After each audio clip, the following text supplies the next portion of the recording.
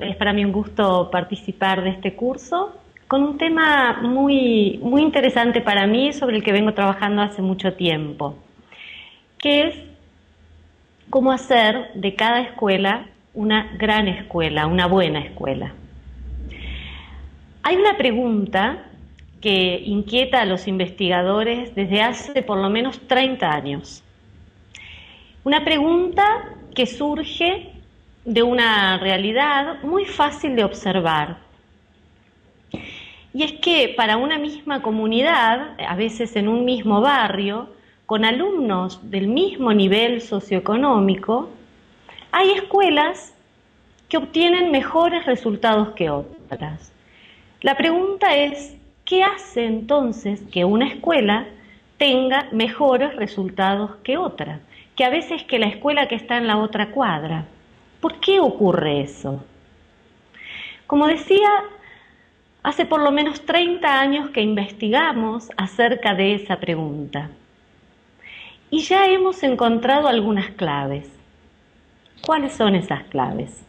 Yo quisiera presentarles aquí hoy de manera sintética 5 de esas claves que hacen que una escuela obtenga buenos resultados. La primera de esas claves es tener altas expectativas. Las expectativas, lo que esperan los maestros de sus alumnos, impactan poderosamente sobre ellos. Las expectativas de los maestros los motivan o los desmotivan a los niños. Los hacen tener éxito o los hacen fracasar, así de poderosas son. Generan realidad. Es lo que se conoce con el nombre de profecías autocumplidas.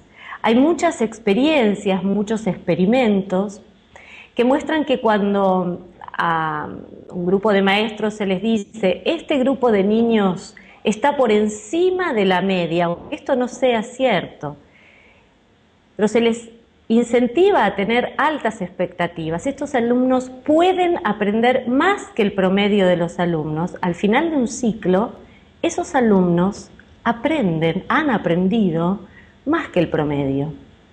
Y cuando se les advierte a los docentes que un grupo de alumnos va a presentar dificultades o los maestros piensan que esto va a ser así, lo más probable es que esto indefectiblemente ocurra. Entonces, cultivar altas expectativas, creer en que todos los niños pueden aprender, aún los niños que pertenecen a los sectores más vulnerables de la población, creer en ellos, desarrollar ese enorme sentimiento de confianza, es una clave para obtener buenos resultados. La segunda clave que hemos descubierto en la investigación sobre cómo las escuelas obtienen buenos resultados es generar un ambiente ordenado. El ambiente escolar es un ambiente de trabajo. Esto no quiere decir que sea un ambiente rígido ni opresivo, ni que reine el silencio más absoluto. Todo lo contrario. Las aulas trabajando son aulas en las que no hay silencio, pero sí hay orden. Hay una cierta disciplina que requiere el trabajo. Entonces, preocuparse por generar un ambiente de normas, de límites, de orden, de disciplina, de seguridad, de cuidado, es también un elemento esencial para que nuestras escuelas tengan éxito. Una tercer clave es poner el foco en las habilidades básicas. La enseñanza y el aprendizaje tienen que establecer como prioridad la adquisición de competencias básicas y genéricas que le permitan afrontar con alta posibilidad de éxito los retos y oportunidades que se le van a presentar a los alumnos en el futuro. Una de esas habilidades básicas, genéricas, es la habilidad de lectura, de escritura. Los maestros tendrán entonces que poner foco, todo el proyecto pedagógico deberá tener que poner foco en el desarrollo de estas habilidades. Una cuarta clave: la evaluación permanente del progreso de los alumnos. Necesitamos desarrollar un registro, un control permanente de cómo evolucionan los aprendizajes de nuestros alumnos. Eso se puede hacer a través de evaluaciones que desarrolla la propia escuela, pero también tenemos que guiarnos por las evaluaciones nacionales, las pruebas internacionales, es decir, toda aquella batería de instrumentos que en las escuelas tenemos para seguir muy de cerca cómo nuestros alumnos van avanzando y dónde se presentan los obstáculos. Necesitamos contar con información confiable sobre cómo nuestros alumnos están aprendiendo, justamente para ayudarlos a mejorar sus experiencias de aprendizaje. Y la última la reservé para el final, pero no porque sea la menos importante, sino en este caso yo diría, por el auditorio, que se trata de la más importante, que es que una escuela obtiene buenos resultados si tiene buenos directores. El liderazgo pedagógico del directivo es fundamental para orientar y para guiar a los maestros en el desarrollo del currículum, en la calidad de su trabajo docente. La gestión del directivo no es ya más una gestión burocrática, es una gestión que está orientada a generar oportunidades de aprendizaje para todos los alumnos. Para todos. Una buena escuela es una escuela en la que todos pueden aprender. Y una buena escuela, entonces, necesita de un muy buen director, centrado en lo pedagógico, cuidadoso de sus maestros, en fin, tiene que tener una cantidad de habilidades que en esta segunda parte, en todo caso, podríamos profundizar, porque se podría decir que es demasiado el peso y el compromiso que se le da al directivo. Y ciertamente, ser directivo no es un trabajo sencillo. Las investigaciones, insisto, llevamos 30 años trabajando sobre este tema, y las investigaciones nos dicen que el director escolar es el tercer factor de importancia en los aprendizajes, en los resultados de los alumnos, después de los maestros y de los padres.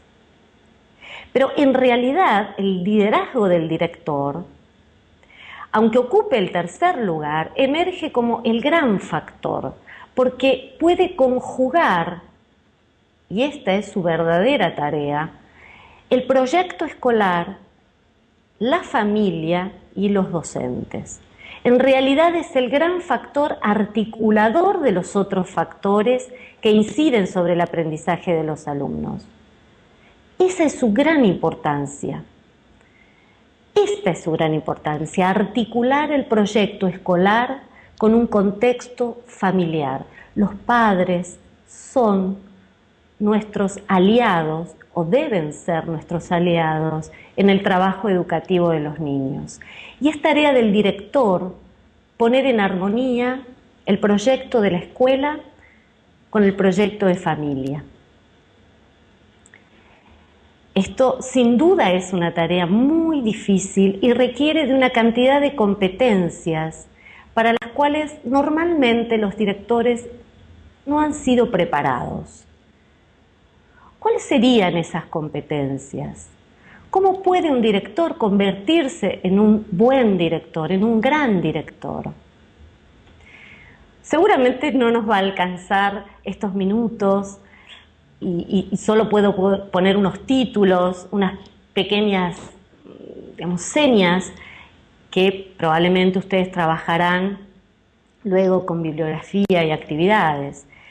Yo diría que hay 3 o 4 competencias básicas. La primera es que sea un director que se anime a mirar con una visión crítica su realidad más cercana. Es decir, que pueda formularle preguntas a su escuela, preguntas que conduzcan a una reflexión crítica, que pueda detectar problemas, que se anime a detectar problemas,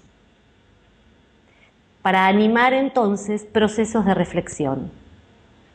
Una segunda competencia de un buen director es saber planificar la acción. Planificar en primer lugar su agenda para siempre tener tiempo para lo pedagógico. El tiempo para dedicar a los aspectos pedagógicos tiene que ser preservado, tiene que ser cuidado. Todo en la escuela y en la gestión atenta contra ese tiempo. Siempre hay urgencias, siempre hay otros problemas que aparecen como más graves, como más importantes. Y muchas veces el director se ve en la necesidad de no ocuparse de lo pedagógico, de acompañar a un maestro o de recibir a un padre. Bien, esto es el eje de su agenda, debe defender ese tiempo en su agenda, pero también tiene que poder planificar y ayudar a planificar el proyecto educativo, el proyecto de su escuela, que siempre debe ser un proyecto estratégico, es decir, debe fijar unas metas, unos objetivos y direccionar las acciones de todos los maestros, de todos los actores escolares hacia esas metas. Él es, de alguna manera, el que lidera ese proyecto educativo. Yo suelo decir que en los últimos años las escuelas se han ocupado de desarrollar proyectos. Y entonces uno ve cómo proliferan y proliferan miles de proyectos adentro de las escuelas, muchas veces desarticulados, muchas veces sin saber a qué se refieren o cuáles son los objetivos que persiguen. Yo diría que más que hacer una multiplicidad de proyectos en la escuela, lo que necesitamos es hacer de la escuela un proyecto. Es decir, hacer de esa institución concreta, en un determinado contexto, en una determinada comunidad, un proyecto educativo capaz de generar experiencias de aprendizaje para todos los alumnos, capaz de apoyar el aprendizaje de todos los alumnos para mejorar la calidad de lo que estos niños demuestran aprender. Otra competencia muy importante en un director, en un buen director, es que sea capaz de generar motivación y participación. El director tiene que entusiasmar a los maestros, tiene que entusiasmar a los maestros con el trabajo diario. El trabajo docente es un trabajo muy duro, a veces es muy ingrato, aunque ciertamente tiene maravillas, y eso todos lo sabemos, los que nos dedicamos a la docencia, tiene grandes maravillas, uno realmente goza cuando ve avanzar a sus alumnos, pero diríamos que esos son algunos días, los días de sol, digo yo. Muchos otros días son días nublados en la vida del docente, es decir, son días en los que solo queda remar y remar y remar. En ese trabajo muchas veces solitario. Bien, el director es el que tiene que dar ánimos a sus docentes, es el líder, es el que entusiasma, el que conduce, el que anima. Un director tiene que saber hacer eso y además tiene que animar a los docentes a formar parte, no a ser simples seguidores suyos, seguidores de un líder, sino incentivar en los docentes la capacidad de liderazgo. Hoy se habla de un tipo de liderazgo que llamaríamos liderazgo distribuido, es decir, el mejor líder es aquel que es capaz de generar liderazgo en otros, que desarrolla y activa la capacidad de liderazgo de los otros. De alguna manera genera un tipo de liderazgo autónomo. Los docentes, los maestros, tienen que poder liderar sus propias clases. Y esto es algo que los directores tienen que ayudarlos a desarrollar. Finalmente diría que una competencia central de un buen director es dedicarse a la formación permanente. Es decir, tiene que tener una inclinación por aprender. Un director, un buen director, tiene que tener una actitud abierta al propio aprendizaje. Tiene que saber que a ser director se aprende. Tiene que querer aprender a ser director. ¿Por qué? Porque una buena escuela es una comunidad profesional de aprendizaje. Todos en una buena escuela están en actitud de aprendizaje. Los alumnos, por supuesto, pero también los maestros y también el director. Reconciliar a los maestros y a los directores con el aprendizaje permanente, con su propio aprendizaje, también va a llevar a que puedan generar mejores enseñanzas. Yo siempre digo que hay que volver a conectar, digo volver porque generalmente se ha perdido esto, volver a conectar a los maestros con el deseo de aprender. ¿Para qué? Para incentivar y fortalecer su poder de enseñar. Trabajar sobre el deseo de aprender para fortalecer el poder de enseñar. Finalmente diría que las escuelas de tiempo completo son escuelas que tienen algo muy importante a su favor. Tienen tiempo, tienen más tiempo. Y la verdad es que la educación escolar lleva tiempo, necesita el tiempo. Entonces, tienen elementos a su favor, son más ricas en tiempo, pero tienen también una mayor responsabilidad, porque no se trata solo de tener más tiempo, se trata de generar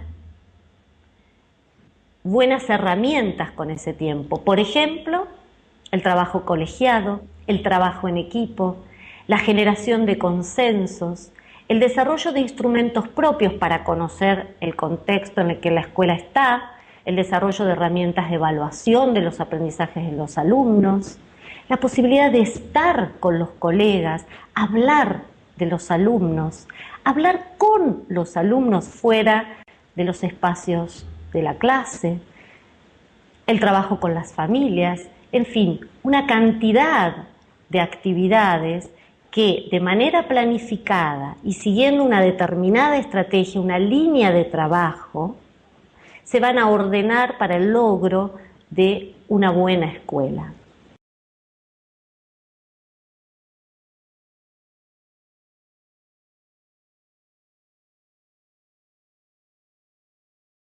La gestión para la mejora, a mí me gusta decir que se trata de una gestión entendida como gesta en el sentido de gestación, de generación, de transformación, porque para mejorar las escuelas tenemos que transformarlas. Y habría, muchas líneas de trabajo, todo depende también de las problemáticas que cada escuela tenga, pero básicamente yo diría que hay que volver a enfocar a la escuela en su tarea esencial, que es la de generar mejores aprendizajes, más y mejores aprendizajes para todos los niños. Entonces habrá que volver a revisar los contenidos, como decía, para establecer la prioridad de la adquisición de las competencias básicas. Tenemos que volver a actualizar algunos enfoques curriculares que manejan nuestros maestros y en primer lugar también los directores, que son los que van a gestionar pedagógicamente estos currículum, el desarrollo curricular, y entonces habrá que también desarrollar en los directores, por eso decía, hay que reaprender algunas cuestiones acerca de cómo, por ejemplo, se enseña la lengua hoy, cuál es la didáctica de la lengua, cuáles son los aspectos centrales de la didáctica de las matemáticas, y para que el directivo pueda orientar y sostener el trabajo de los maestros, para que sea su articulador, pero no en cuestiones estrictamente administrativas, sino centralmente pedagógicas. Todas las miradas tienen que volver a ponerse sobre lo pedagógico después de algunas décadas en las que a las escuelas y a los directivos se les ha pedido más bien que funcionen como contención social. Y no es que la escuela no tenga que hacerlo, pero si la escuela hace contención social únicamente, la escuela desaparece como escuela. Tiene que entonces, desde la mejora escolar, desde una gestión para la mejora escolar, volver a su función más específica. Y el director entonces se tiene que volver a empapar de lo que el currículum está pidiendo o de lo que han definido que sea lo central del currículum, que es el enfoque en las distintas áreas, revisar los contenidos, rearticularlos, volver a pensar en la enseñanza. Luego, como dije, de varias décadas en lo que parecía que había que dedicarse desde la gestión a procesos periféricos al aula, es decir, a situaciones vinculadas con los recursos, con digamos, el bienestar del profesorado. No es que no hay que hacer todo eso, por supuesto que sí, pero hay que volver a centrar la mirada en lo pedagógico.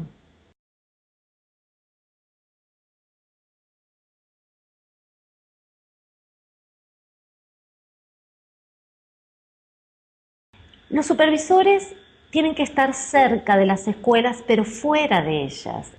El supervisor tiene una mirada que es esencial para la construcción de la equidad, porque el supervisor tiene a su cargo normalmente varias escuelas pertenecientes a una misma comunidad o comparten problemáticas similares. De manera que el supervisor es el gran articulador dentro del sistema educativo, no solo entre las escuelas, sino que además articula a la escuela con los equipos centrales, con los equipos técnicos, con otras instituciones que están fuera de ella. Hay una línea de trabajo muy interesante que es la línea de dos autores japoneses que se llaman Nonaka y Takeuchi, el texto es la organización creadora de conocimiento, que justamente describe estas líneas medias del sistema educativo, que son los supervisores, y dice, son los ingenieros del conocimiento escolar, porque permiten justamente articular las necesidades que tienen las escuelas con los recursos que hay en el sistema educativo, pero también en el sistema social. Entonces, la visión estratégica del supervisor es esencial para que una escuela mejore. Le ayuda a ver sus problemas y le ayuda a encontrar recursos para resolver esos problemas. El supervisor es esencial para rescatar al director, yo digo, para que no quede ahogado en el mar de obligaciones administrativas, que lo rescate y lo ayude a centrarse, a focalizar en la gestión académica, en la gestión pedagógica de la escuela. Para eso también es muy importante el acompañamiento del supervisor. Quiero enviar un mensaje de despedida a los directores que estarán escuchándome por esta maravilla de las comunicaciones a la distancia. Desde aquí, desde Buenos Aires, quiero desearles muchísima suerte en este proyecto tan importante, tan interesante como es el proyecto de las escuelas de tiempo completo, y por supuesto tienen ustedes aquí en mí toda la ayuda que requieran y que yo con todo gusto pueda ofrecerles en este proyecto tan bueno. Bueno, mucha suerte y muchas gracias.